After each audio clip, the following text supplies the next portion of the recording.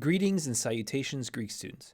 We continue our study of Biblical Greek by turning our attention to Lesson 26 of Clayton Croy's Primer of Biblical Greek. In this lesson, we're going to talk about the imperative mood. The imperative, as we're going to learn, is the mood of command. This is how we issue commands, how we express our desires and our wills in the Greek language. So let's get right into it. The imperative mood is the mood of intention, the mood of command, and it's the most common way in the New Testament to express a command.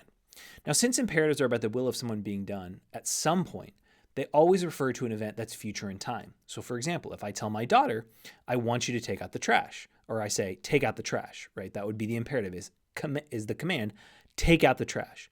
But of course, I'm not describing something that has happened or something that is happening. What I'm describing is something that I want my daughter to do in the future. So all commands are future in their time. But I can use the present or the aorist tense. By the way, I can also use a perfect imperative, but you don't need to worry about those in the New Testament. So these imperatives in aorist or in present tense refer to the kind of action being described. So let's turn our attention now to some specific examples.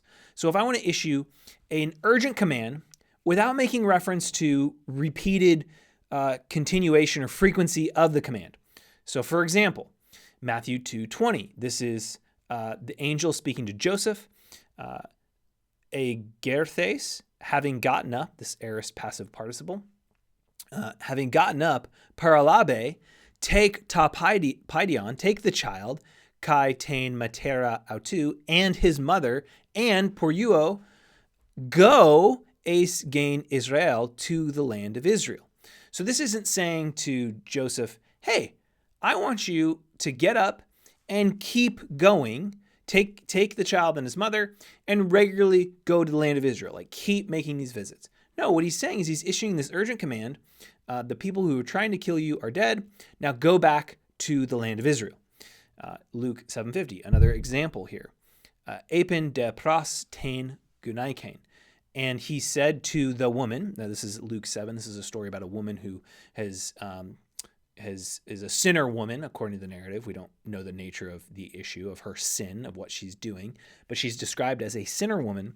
She weeps and she washes Jesus' feet with her hair, and the Pharisees, who Jesus is having dinner with at this meal, are incensed that he would treat her with such respect and kindness and allow this sinner woman to touch him. If he had known what kind of woman she was, surely he would not allow her to touch him. At the end of the narrative, of course, he says to her, "He pistis su se sokense, your faith has saved you." Then he issues a command, an imperative, poruo eis erene, go in peace. Now he's not saying go and keep going, continuously go. He's just giving this command, okay, you can leave the house now, and as you go, you leave in peace. So these are just regular issued commands. So if I tell my daughter, I get home, take out the trash, I would use the aorist imperative. But of course, there are other kinds of commands I could give. If I used a present imperative, I'm talking about a command to be done continuously or repeatedly. So for example, if I were to say to my daughter, love your enemies, or be kind to your friends. Those are commands that are not just in this one instance, but these are done continuously or repeatedly. So for example, in Mark 2:14, kai paragon eden luein ton tu alphio, and while he was passing by, he saw Levi, the one of Alphaeus, so Levi, the son of Alphaeus, kathemenon sitting epi ton teleonion, sitting at the tax booth, and he says to him, kai lege auto, akalu themoi, follow me. Now, that's not as a present tense imperative. It's not, hey, come here for a minute. Come, I want to show you something. Akalu themoi, the imperative of the present tense, keep following me. I want you to come and now be in a state of action of following me. Come follow me continuously, repeatedly, every day when you get up. Follow me. Similarly, Mark 5:36, me phabu, do not be afraid, manon pistue, only believe. So these are not one-time commands that you just do this in this one instance of a difficult circumstance.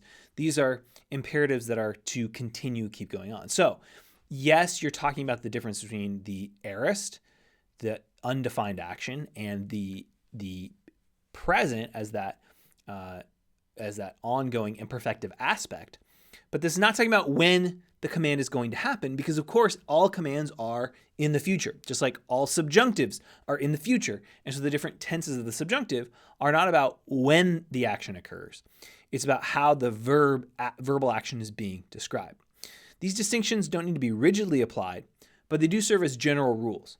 So what do we use imperatives for? These are used to command, to prohibit, don't do this, or for entreaty, for request, please do this. So they have varying levels of authority related to the context and sort of who's doing the speaking, who's doing the hearing. So what are the forms of the imperative? There's the present imperative.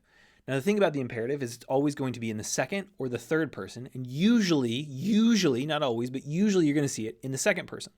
So the imperative in the second person singular, lu-e, so you just have this epsilon ending in the imperative in the second person singular. So if that's me talking to my one daughter, lu-e, you do this. If I'm sort of giving an exhortation, entreaty, lu-eto, let him loose. If I'm giving a command to all of my kids, lu-ete, you all do this. Y'all loose. Lu-eto-san, let them loose. Middle passive, u, esto, este, esto-san. Be loose, let him be loosed, let them be loosed. And of course, with these middle passives, you have to keep in mind those deponent verbs. The aorist imperative. So again, if I want to issue one of those one-time commands, lu-san, sato, sate, sato-san.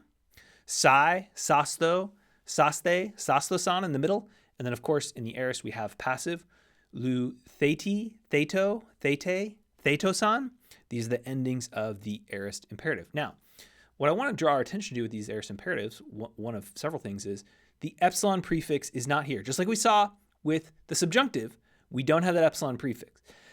So we have to recognize that the aorist functions with that san, sato, sate, sato-san endings. Similarly, as we saw with the second aorist, the endings will be that second aorist stem change that you see with the a, eto, ete, eto-san endings that you would expect to see on a present imperative, but the stem will have changed into that second aorist. The imperative forms of emi, isti, esto, este, esto-san. Be, let him be, let them be. Deponent imperatives like the middle passive present, u, esto, este, esto-san. So keep these in mind as the forms of the imperative. In our next video, what we'll do is make sure to go over some examples of seeing what do these imperatives look like in actual Greek sentences, or at least in made-up Greek sentences that help you figure out how they appear in actual Greek sentences.